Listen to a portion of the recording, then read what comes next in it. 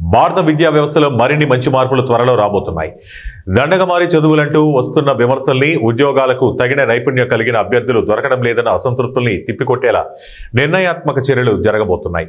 త్వరలో 11, 12 తరగతుల పాఠ్యాంశాల్లో ఎన్సీఈఆర్టీ క్లాస్ 11, 12 సిలబస్ నైపుణ్య ఆధారిత స్కేల్ బేస్డ్ లెర్నింగ్ ను ప్రవేశపెట్టేందుకు కేంద్ర ప్రభుత్వం ప్రణాళిక రచిస్తోంది.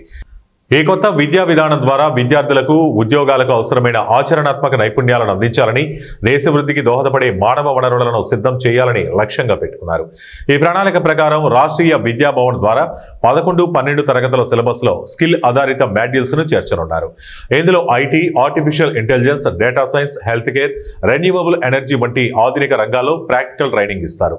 విద్యార్థులు పుస్తకాలతో మాత్రమే పరిమితం కాకుండా రియల్ వరల్డ్ స్కిల్స్ తో సిద్ధమవ్వాలి. ఇది భారత్ను గ్లోబల్ స్కిల్ హబ్ గా మార్చుతుందని కేంద్ర విద్యా నైపుణ్యాభివృద్ధి, వ్యవస్థాపకత శాఖ మంత్రి ధర్మేంద్ర ప్రధాన్ తెలిపారు.